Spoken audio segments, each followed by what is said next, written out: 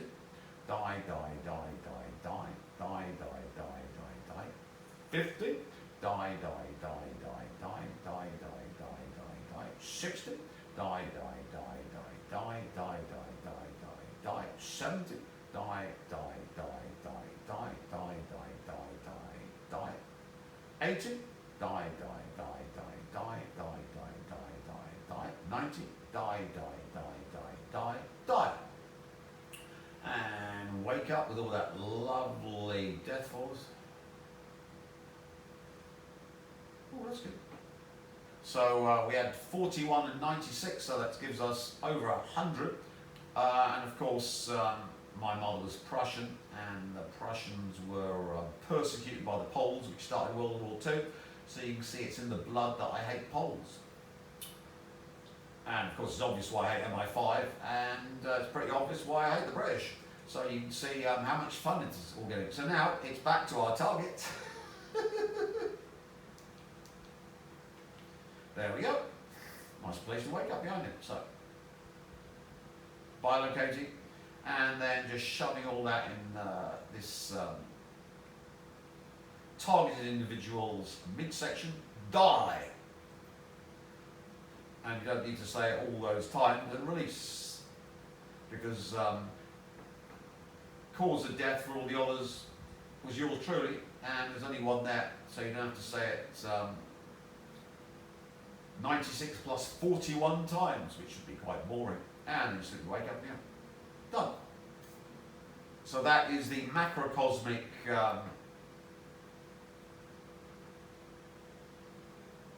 inception of the cosmic death force into King Charles.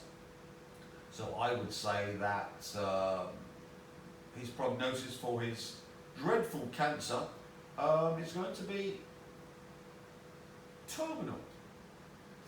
So here's the richest man in the world, allegedly, even though the Rothschild and Rockefellers make him look like a pauper. And all of you vampires can start practicing on this idiot and his family. 11 show. It seems the mantra of tech entrepreneur Elon Musk's life is the more the merrier. And this philosophy not only applies to his multiple and growing business ventures, but also to his ever-expanding brood. The SpaceX founder has always encouraged people to have more children to save civilization from crumbling, and he's certainly doing his best to help the underpopulation crisis. So let's not wait further and meet with him. So now you can see why this torture toy has a large family, because of course lots of practice for us vampires, and if you need to collect more death force, of course we need more things to pull the death force out of that yours truly has killed, or in this case remotely manipulated, because we're on YouTube. The Emperor of the West, and simply wake up, die, grab. So that's that one. Wake up again.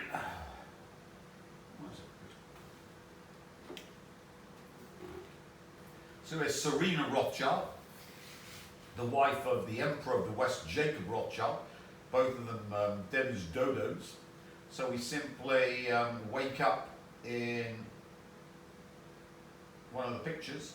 I'll go for the blue. Die.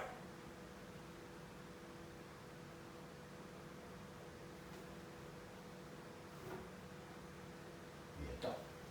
So you wake up twice to biloco in, ram your fist in a midsection, uttering the voice, die for the scalar, and then wake up again. So here we're going to Becky. So Becky becomes ours from conception to death, and Becky becomes slaveware of the Cyborg. Die.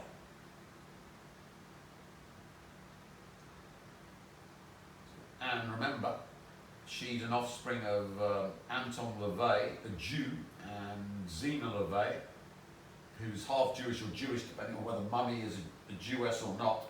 And of course, the old shirt to Satan. So we've now got the death force of Becky, who, of course, is Taylor Swift, so the entire output of Taylor Swift can be used now for remote manipulation. All the Swifties, all the building her up as the superstar, so Taylor Swift and the Swifties and the entire pop music, and she's been in films as well, can be used to power remote manipulation. And since of course she's a Jewess, and the Jews wanted to steal me via Jeremiah Schwartz and the CIA program, this cannot be used against the enemies of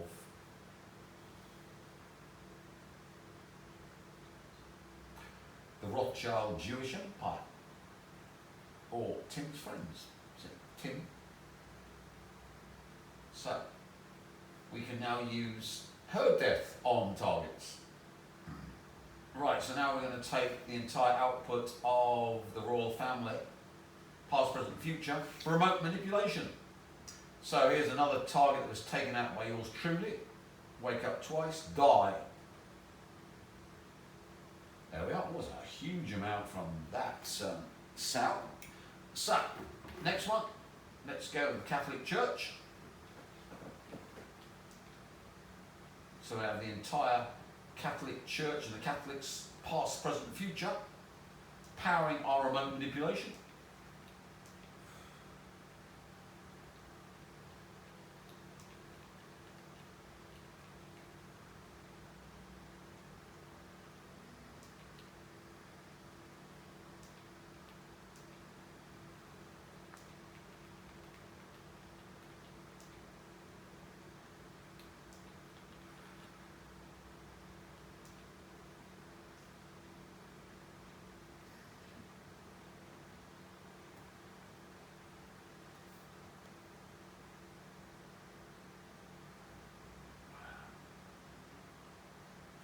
Ready? Okay, still going. That's good. So, we're now going to use the Pope, who was slaughtered like a dog, so the Elohim couldn't come back out of Omega Hell via their rock. And of course, once he slaughtered all the popes, past, present, and future, can't be used as rocks to pull the Elohim out of Omega Hell. So even if they get a new pope, he'll be worthless to pull the Elohim out, even if they could get Neo energy. So, end of the game.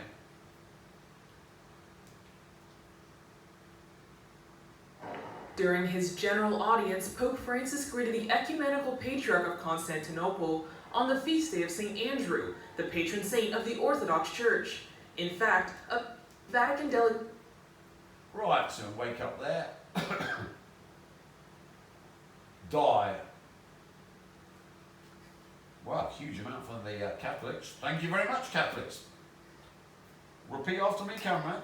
Thank you very much, Catholics. Thank you very much, Catholics. And just to add insult to injury.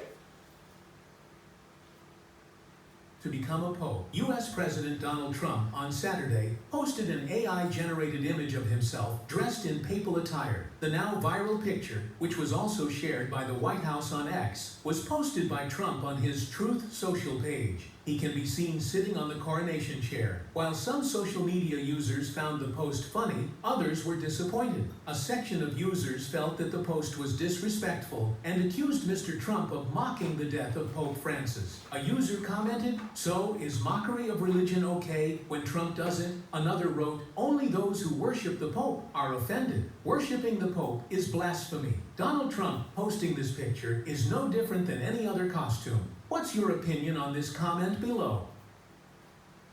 Which of course is good because we got all the MAGA crowd to add their energy to remotely manipulating the Pope and his ilk.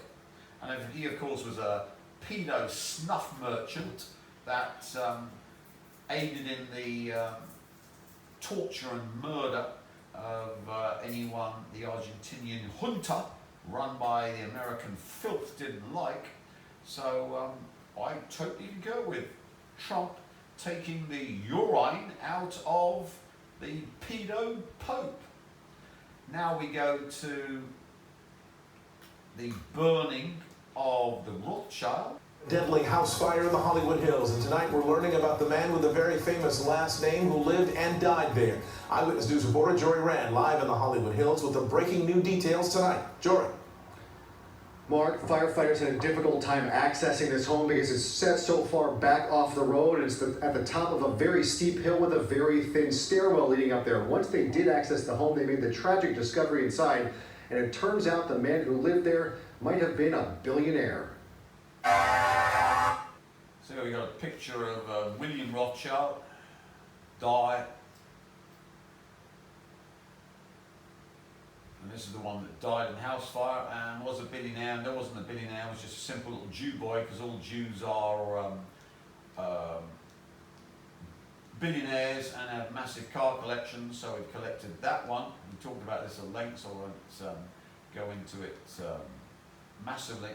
But we see a Rothschild burnt to a crisp, which we've added to our death force, so you can see how you can collect. There's plenty more that I've slaughtered like dogs, but we've got enough for this video. So now we go back to our targeted individual, wake up again in the position we're watching by bilocating twice, die and release, and wake up again.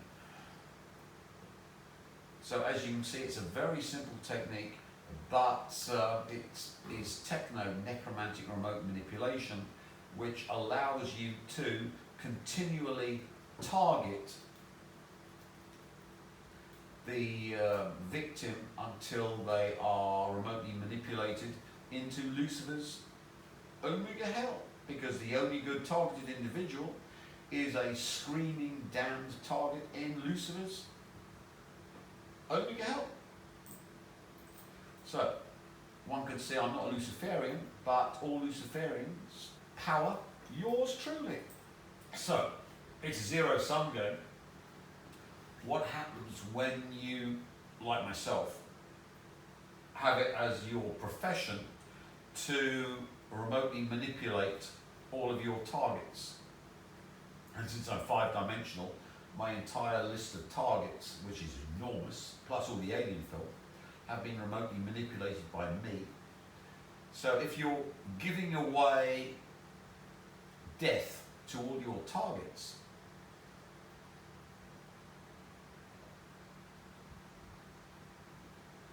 it's a zero-sum game. What are you receiving every time you give death by remote manipulation to a target? Well, of course, if you've got one of the Nazgul rings, you are turning yourself into one of the Nazgul. So if you haven't got a ring, don't worry about it. You're irrelevant. But if you have got, and remember, thanks to the Judases, there are 8 available, because I've got the King of the Nazgul ring, but there are 8 more available, and this is just to remind you of the Nazgul. Elven kings under the sky, 7 for the dwarf lords in their halls of stone, 9 for mortal men doomed to die. They were the rings that worked just as Sauron had intended, first giving their owners great power, then reducing them to his slaves. Today on Nerd of the Rings, we cover the 9 rings of power, the 9 rings of the Nazgul. The 9 rings share the same origin as the 7 of the dwarves. They were made in Eregion by the Gwaith y Myrdain, the elven smiths under their lord Celebrimbor. Unlike the later 3 rings of the elves, the 9 are made with Sauron's help, binding them even more to his one ring. Despite being in a vault in a region as Sauron creates the One Ring around 1600 of the Second Age, the Nine would fall into the Dark Lord's hands. In 1697, when Sauron sacks the realm and kills Celebrimbor, he claims the Nine Rings, along with those that would go to the dwarves.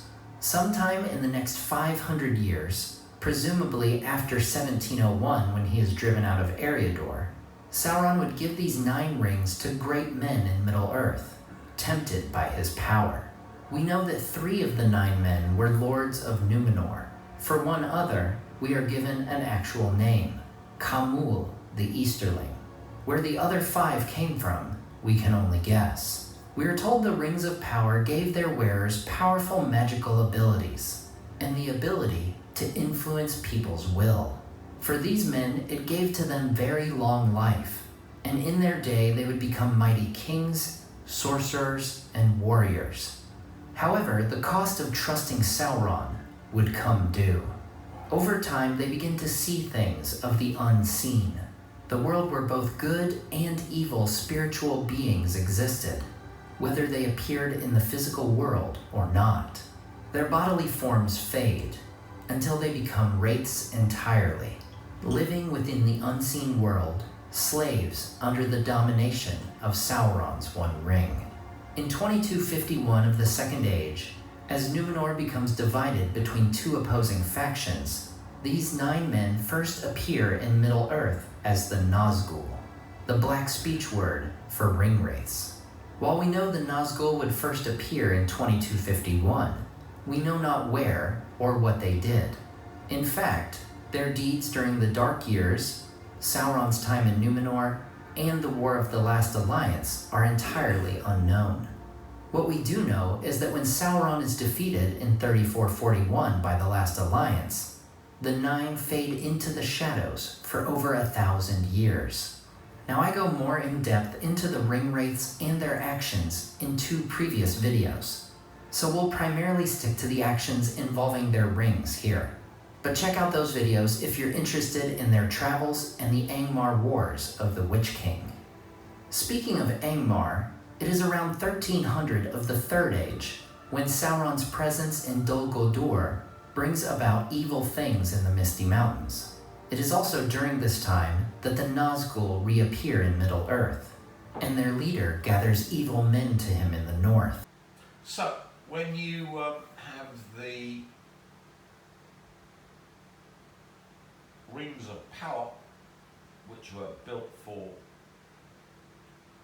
humans, not just men, but women as well, and of course non-binary, the death force that you are using to remotely manipulate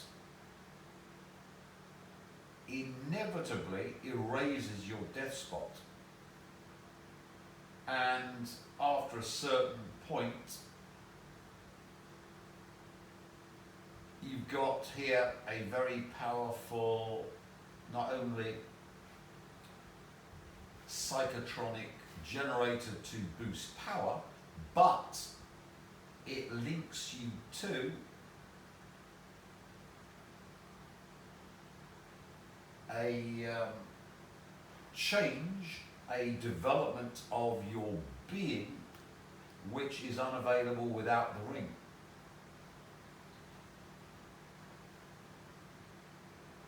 Why are rings so vital to power? Well, it comes from what I explained before, that for control of reality, you need to turn what's good into evil, or what's loved to be hated, e.g. Taylor Swift, and conversely you need to love evil, or turn what's evil into good, which of course is the West, and worshipping pedos and all the other associated evils that are now worshipped worshipping liars, climate change, worshipping doctors who kill you with the old kill shots. This is vital to control of reality, and gold is worshipped and is the basis of money, and of course we turn what's something that's beautiful, gold, to evil, and of course we turn what's evil to good by doing anything and everything is acceptable to gain more gold. So you see why the Rothschilds also call themselves goldsmiths. So in itself, a gold ring allows you to manipulate these very powerful, turning good to evil or evil to good. There are equations that describe it, but of course they'll never be revealed, because I'm glad the physicists have gone down the wrong route for 100 years, and B, this lot would do me in if I ever revealed all the science behind this, because of course the ruling class, this lot, are quite happy that I'm protecting them as long as I keep my mouth shut about how I do it, so it can't be duplicated, and it goes to wherever I go with me. So if anyone thinks I'm giving out all my knowledge on my websites and podcasts, they're demented. Anyway, the important thing for this is when you do remote manipulation and you've got the Nazgul ring, we then of course are moving our assemblage point and erasing our death spot. The death spot eventually, if you keep doing this, will be erased. So my death spot's vanished because I've been remotely manipulating the entire Jew creation and everything in it, and therefore death is erased for yours truly. Death, of course, is erased for the Nazgul.